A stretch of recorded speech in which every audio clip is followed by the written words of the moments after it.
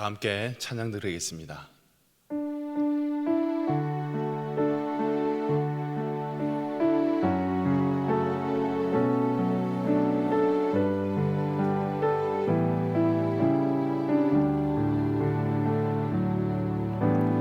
고단한 인생길 힘겨운 오늘도 예수 내 마음 아시네. 지나간 아픔도 마주할 세상도 예수 내 마음 아시네. 하루를 살아도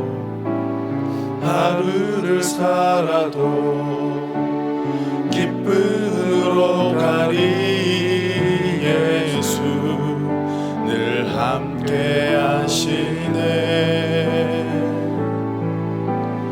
후회도 염려도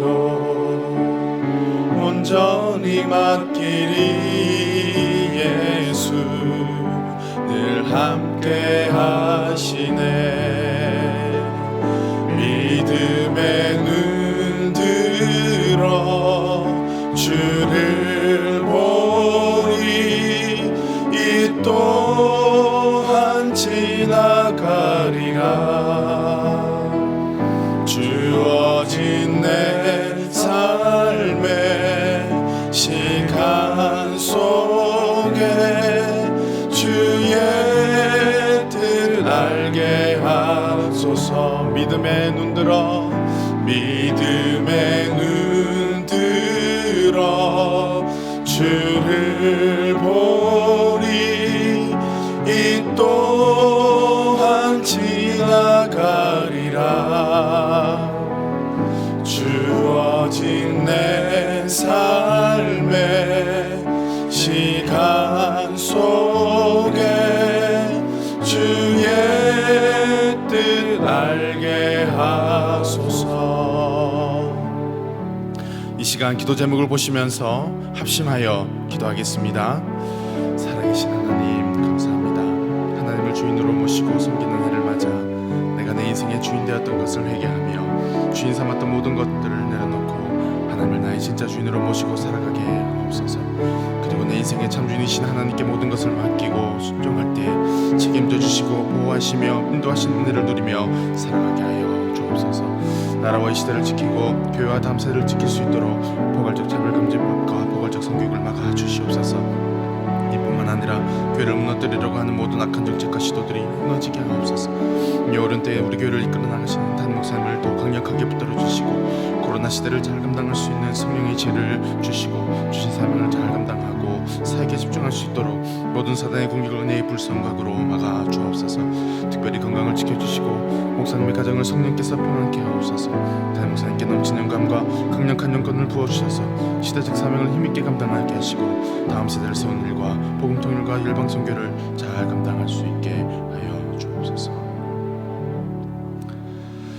참 좋으신 하나님 아버지, 하나님을 주인으로 모시고 섬기는 해를 맞아 내가 내 인생의 주인 되었던 것을 회개하며 주인 삼았던 모든 것들을 내려놓고 하나님을 나의 진짜 주인으로 모시고 살아가게 하옵소서.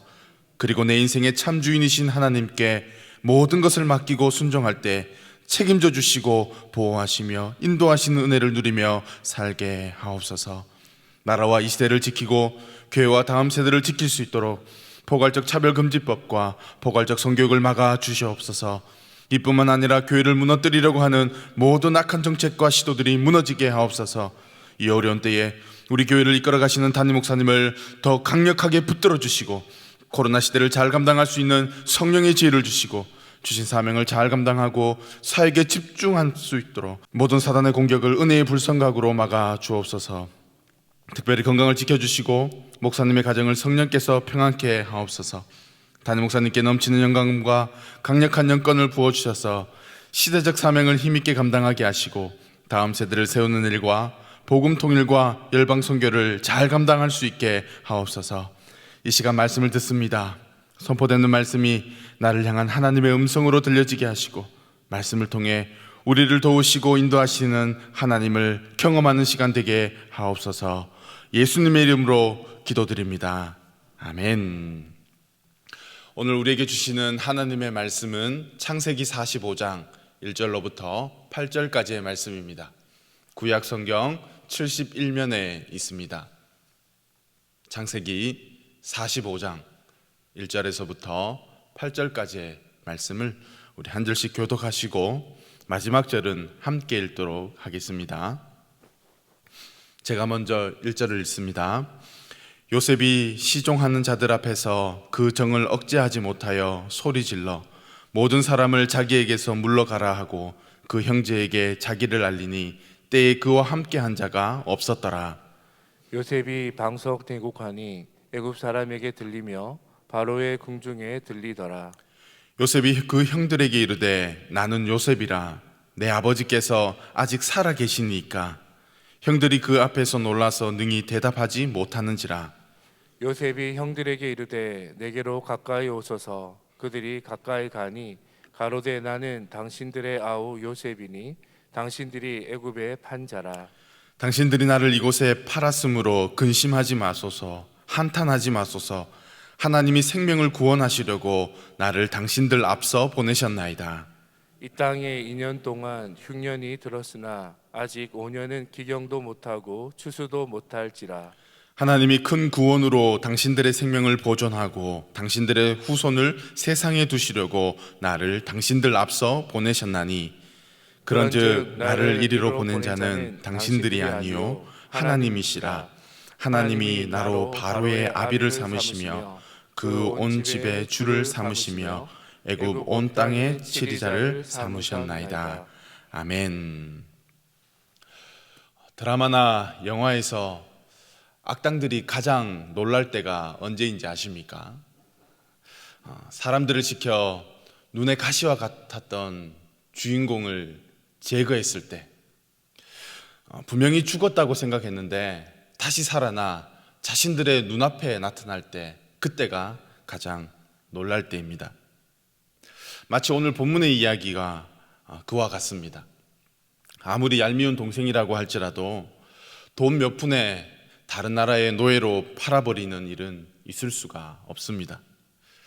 그러나 요셉은 형들의 손에 팔려 애굽의 노예로 끌려가게 되었습니다.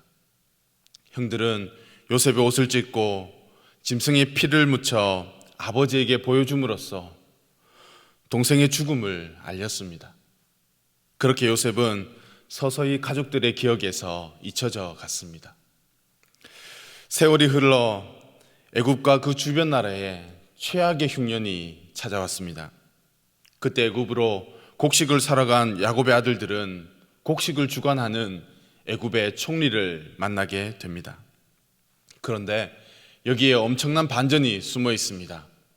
지금 자신들이 만나고 있는 이 애굽 총리는 자신들이 은 20개를 받고 애굽의 노예로 팔아버린 동생이자 아버지에게는 짐승에게 찢겨 죽었다고 말한 요셉이었습니다. 형들을 먼저 알아본 요셉은 이렇게 말합니다. 3절 말씀을 보십시오. 요셉이 그 형들에게 이르되 나는 요셉이라. 내 아버지께서 아직 살아 계시니까. 형들이 그 앞에서 놀라서 능히 대답하지 못하는지라.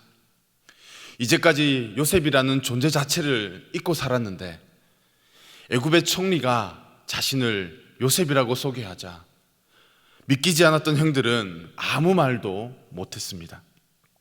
그런 형들에게 요셉은 4절에서 나는 당신들의 아우이며 당신들이 애굽에 팔아넘긴 요셉이라고 다시 한 번 더 말합니다. 요셉을 애굽의 노예로 팔아넘긴 사실은 형들과 요셉 외에는 아무도 모르는 자신들만의 비밀이었습니다. 그런데 이 비밀을 애굽의 총리가 말하자 형들은 깜짝 놀랐습니다. 왜냐하면 분명히 요셉은 노예로 팔려가 죽었거나 다시는 못 볼 줄 알았는데 지금 애굽의 총리가 되어서 자신들의 눈앞에 나타났기 때문입니다. 형들은 두렵고 떨렸을 것입니다. 이제 죽었구나, 여기가 끝이구나 하고 생각했을 것입니다. 반대로 요셉은 어땠을까요? 지난날의 아픔을 복수할 수 있는 최고의 기회가 그에게 찾아왔습니다. 지위도 형들보다 높았고 형들처럼 적당한 누명을 둘러대면 그들의 목숨을 끊어버리는 일은 쉽게 할 수 있는 힘을 요셉은 가지고 있었습니다. 그러나 요셉은 두려워하고 있는 형들을 향해 이렇게 말합니다. 5절을 보십시오. 당신들이 나를 이곳에 팔았으므로 근심하지 마소서, 한탄하지 마소서. 하나님이 생명을 구원하시려고 나를 당신들 앞서 보내셨나이다. 아멘. 애굽의 노예로 팔려오면서 겪은 고난과 지난날의 아픔을 요셉은 어떻게 해석하고 있습니까?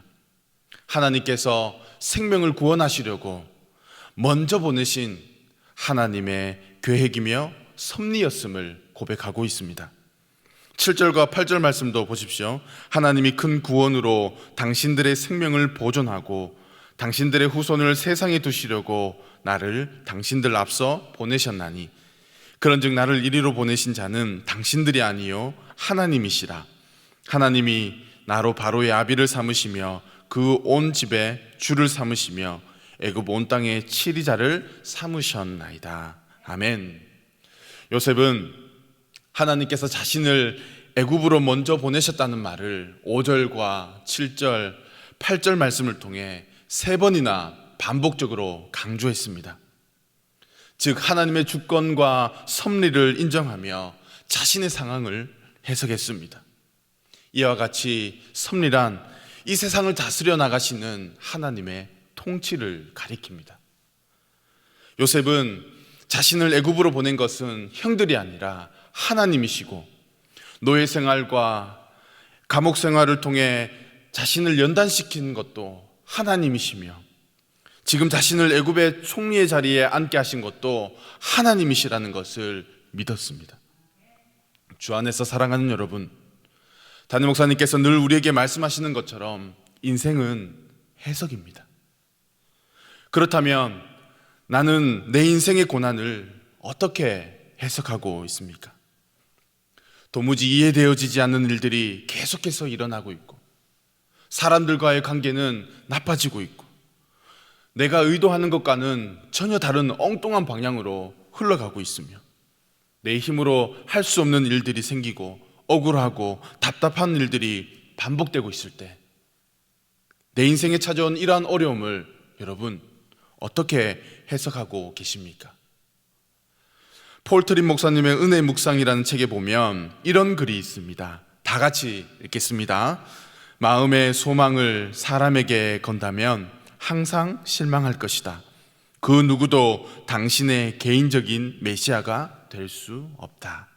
사랑하는 여러분, 우리의 마음의 소망을 사람에게 건다면 우리는 실패할 수밖에 없고 늘 좌절할 수밖에 없습니다.